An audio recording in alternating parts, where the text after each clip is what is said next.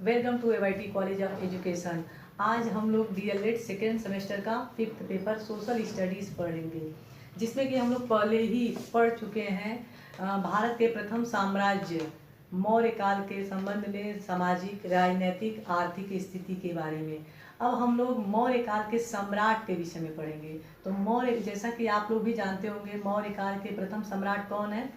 हाँ, चंद्रगुप्त मौर्य। तो चंद्रगुप्त मौर्य के बारे में हम लोग पढ़ेंगे। और ये चंद्रगुप्त मौर्य जो है भारत के ये सफल सम्राट कहे जाते हैं, क्योंकि इनके समय से ही तिथि कार्यक्रम, राजनीतिक जो घटनाएं हैं, तिथि कार्यक्रम जो है सुव्यवस्थित रूप से निर्धारित दिखाई देती है। इसके पहले जितने भी शासक हुए हैं उनके तिथि कार्यक्रम जो है अव्यवस्थित पाए जाते हैं, और चंद्रगुप्त मौर्य के समय से तिथि का जो निर्धारण, राजनीतिक तिथि का निर्धारण है, वो सुव्यवस्थित रूप से पाया जाता है। इसीलिए भारत को जो है चंद्रगुप्त मौर्य को भारत का प्रथम सफल सम्राट कहा जाता है। और इसी के संबंध में हम लोग आगे जो है चंद्रगुप्त मौर्य के जीवन का सामान्य परिचय पढ़ेंगे। प्रारंभिक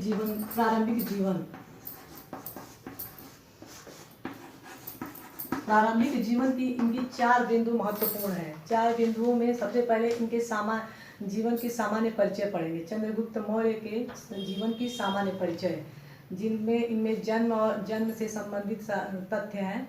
और दूसरा, इनका जो है सबसे जीवन का टर्निंग पॉइंट रहा चाणक्य से भेंट।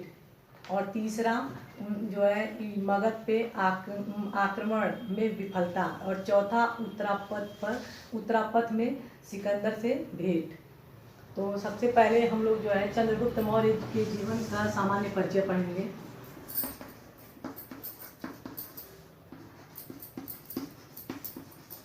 मौर्य के जीवन का सामान्य परिचय।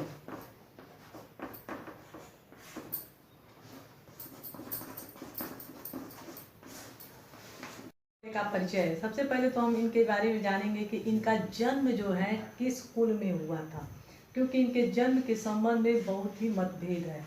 कई विद्वान जो हैं इनको ये मानते हैं कि ये नंदराज की शूद्र पत्नी मूरा से इनका जन्म हुआ है।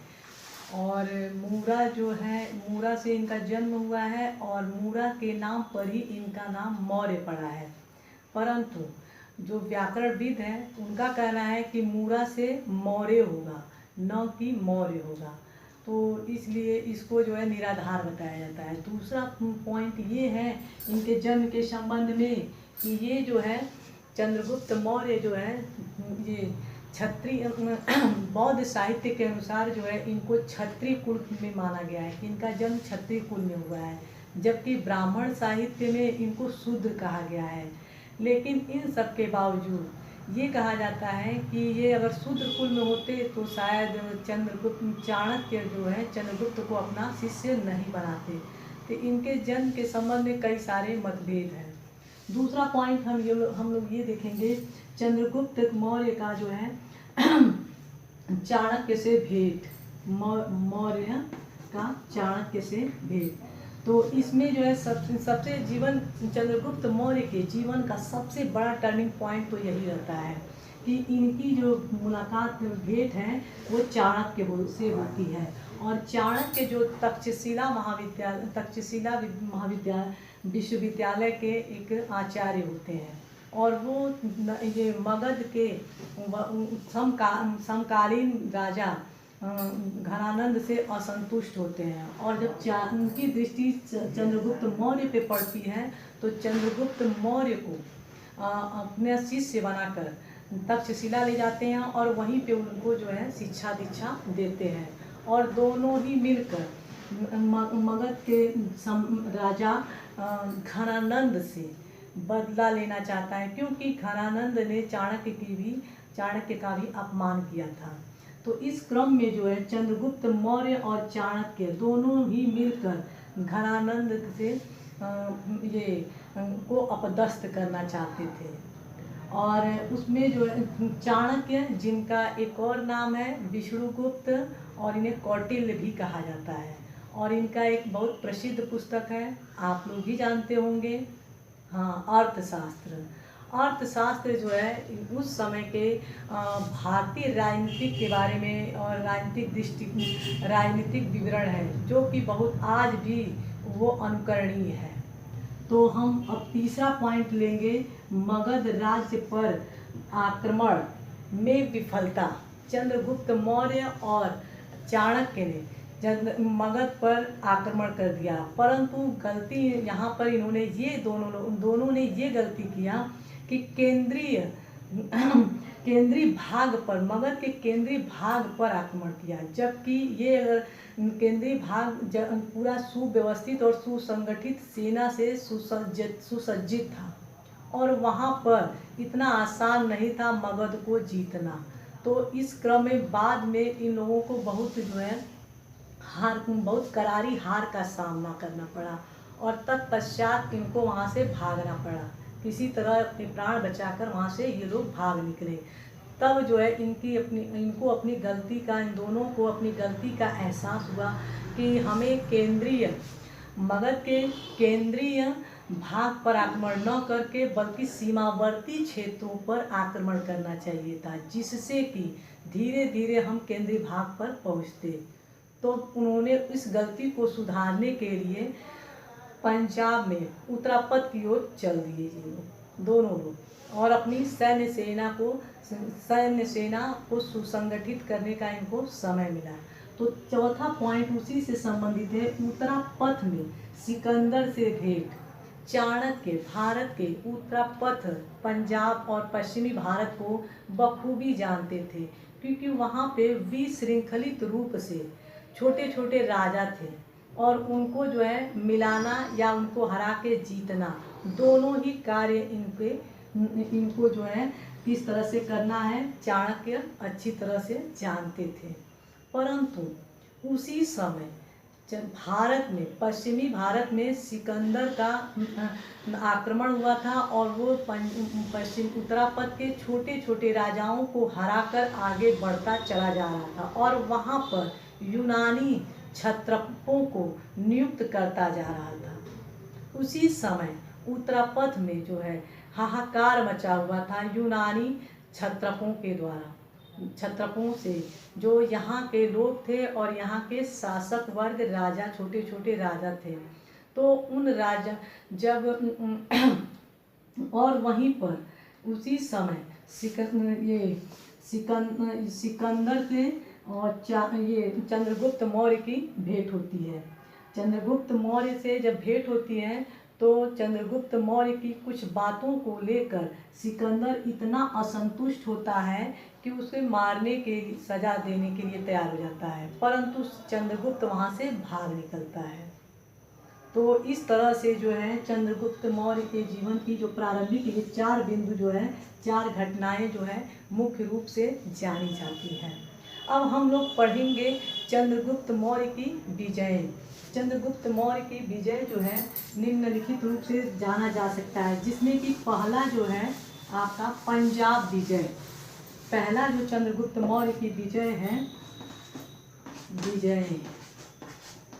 विजय में पहला जो है पंजाब विजय।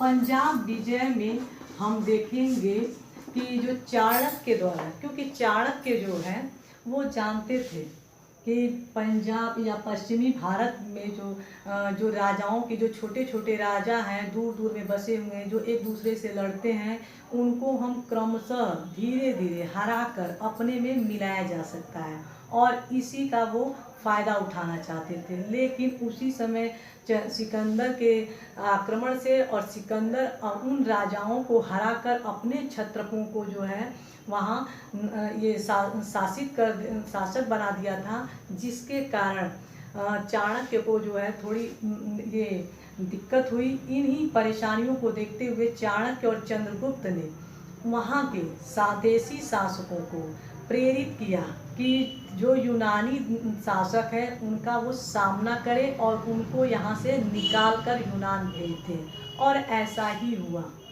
चाणक्य और चंद्रगुप्त मौर्य की कुटिलता से और इनके प्रेरणा से वहाँ के जो देसी राजा थे इनसे जो यूनानी क्षत्रप थे उनको निकालने में सफल हो गए, भारत से निकालने में उनको सफल हो गए। और तब जो है वहीं पर एक राजा जो जिनका नाम था परवतक, परवतक जो है चंद्रगुप्त से के मित्र हो गए। चंद्रगुप्त के मित्र होने के दौरान चंद्रगुप्त से मित्रता हो गई और चंद्रगुप्त और चाणक्य दोनों लोगों को ही पंजाब विजय से अपनी सेना को सुसंगठित सुसज्जित करने का पूरा अवसर मिला और इन्होंने जो है अपनी एक सुसंगठित सेना बना ली और जो वहाँ के एक बड़े राजा थे परवतक उनसे मित्रता की और फिर जो है इन्होंने अगला अभियान जो है अगला विजय के रूप में जाना जाता है मगध विजय। मगध विजय जैसा कि आप लोग जानते हैं मगध के उस समकालीन शासक कौन था मगध में? घनानंद। और ये भी जानते होंगे कि घनानंद क्या था? एक बहुत अत्याचारी शासक था। घनानंद के अत्याचारों से जो है मगध के साम्राज्य त्राही त्राही मची हुई थी उससे।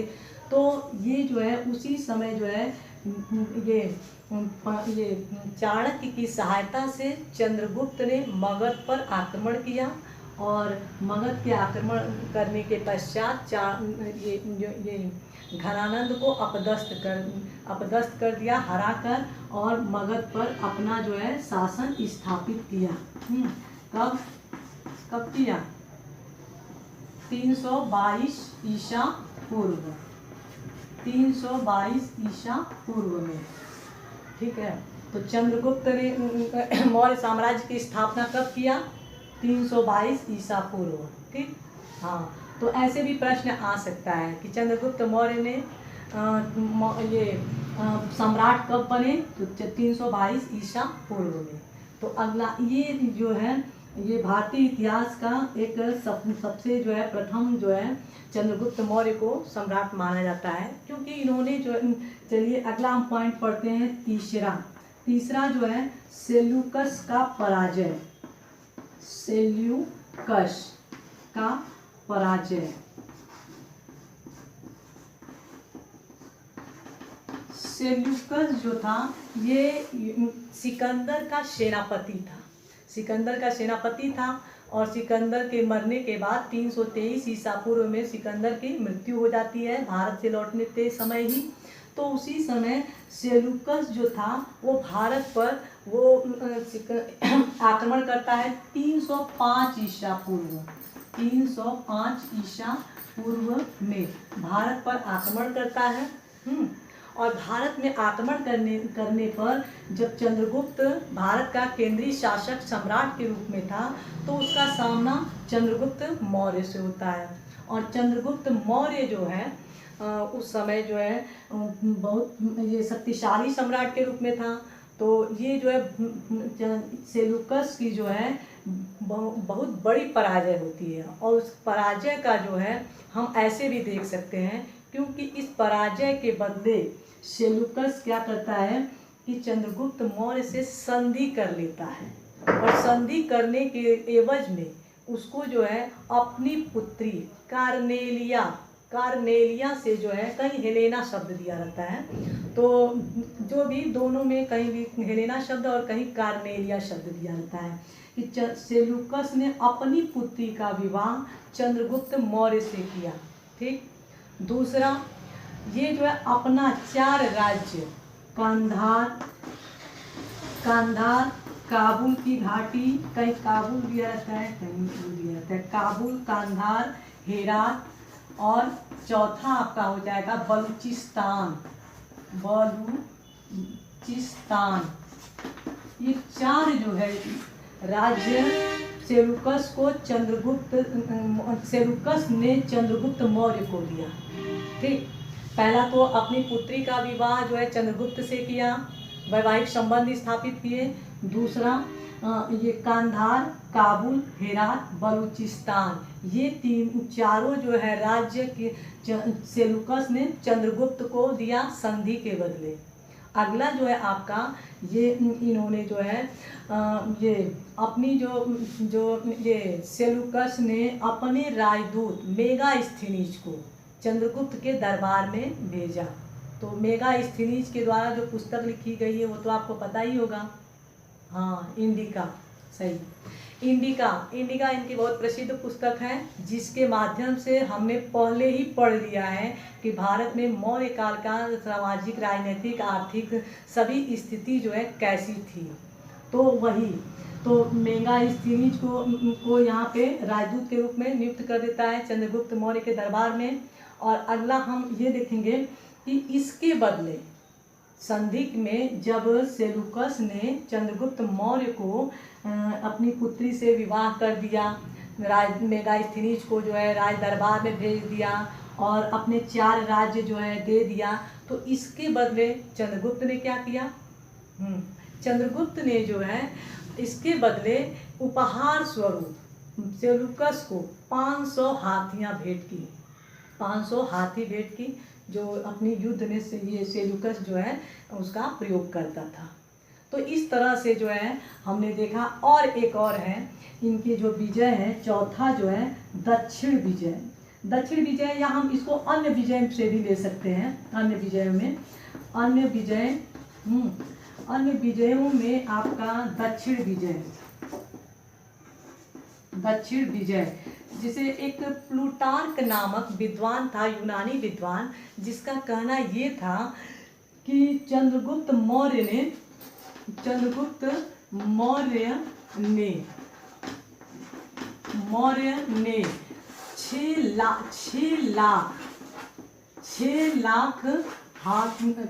6 लाख सैनिकों के साथ कहाँ? पूरे भारत को, 6 लाख सैनिकों के साथ पूरे भारत को रौंद डाला। यानी कि यदि देखा जाए तो चंद्रगुप्त मौर्य उस समय पूरे भारत को जो है कवर कर लिया था। ठीक, तो इस तरह से जो है हम ये देखें क्या कि चंद्रगुप्त मौर्य की विजय जो है किस किस रूप में? पहला पंजाब विजय, दूसरा मगध विजय, तीसरा जो है आपका सेलुकस का पराजय, क्योंकि सेलुकस ने भारत पे आक्रमण किया था और उस समय केंद्रीय सत्ता किसके हाथ में थी? चंद्रगुप्त मौर्य के। तो चंद्रगुप्त ने उसको करारी हार दी और बदले में उसको क्या करना पड़ा? संधि करनी पड़ी। और इस तरह से चौथा जो है अन्य विजयों में दक्षिण विजय के बारे में जो है बहुत ज़्यादा उल्लेख तो नहीं है, लेकिन कई चीज़ें जो है कई विद्वानों के द्वारा ये मत है कि ये चंद्रगुप्त मौर्य द्वारा पूरे भारत पर जो है विजय प्राप्त करी जाती है।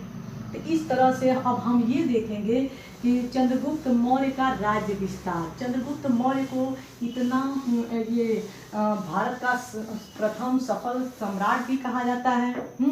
तो हम अब यही देखेंगे चंद्रगुप्त का राज्य विस्तार, चंद्रगुप्त का राज्य विस्तार, साम्राज्य विस्तार। हम राज्य नहीं बल्कि हम क्या कहेंगे? साम्राज्य विस्तार। और आप लोगों को हम कई बार बताए हैं राज्य और साम्राज्य में क्या होता है? अंतर होता है। राज्य एक छोटा सा भूभाग होता है, जबकि साम्राज्य क्या होता है? कई राज्यों का समूह होता है। जैसे राजा होता है और सम्राट में अंतर है, ऐसे ही राज्य और साम्राज्य में अंतर है। तो ठीक वही बात यहाँ पे भी है कि अब जो है चंद्रगुप्त जब एक राज्य का तो रहा नहीं, कई राज्यों को जीत लिया था, तो अब क्या बन गया था? साम्राज्य। चंद्रगुप्त का साम्राज्य विस्तार। तो चंद्रगुप्त जो साम्राज्य विस्तार है वो अब कहाँ कहाँ पहुँच गया था? इसके बारे में ये कहा जाता है कि इनका जो साम्राज्य विस्तार था वो हिंदुकुश पर्वत, अफगानिस्तान, ये सब बलूचिस्तान सब जो है किसमें आ गया था? इसी में आ गया था, हिंदुकुश पर्वत। यहाँ पे आप सौराष्ट्र देख सकते हैं और यहाँ पे जो है इनका क्या हो गया? सौराष्ट्र, और यहाँ पे जो है बंगाल, और दक्षिण में जो है इनका ये मैसूर या कर्नाटक तक इनका भूभाग जो है फैला हुआ था। तो इस तरह से हम देख सकते हैं कि उस समय जो है चंद्रगुप्त मौर्य ने कितनी बड़े भूभाग पर अपना साम्राज्य स्थापित किया था। ठीक है, तो इस तरह से देखिए आप लोग। अगला जो है चंद्रगुप्त मौर्य का जो है अंतिम समय हम कह सकते हैं। चंद्रगुप्त मौर्य का अंतिम समय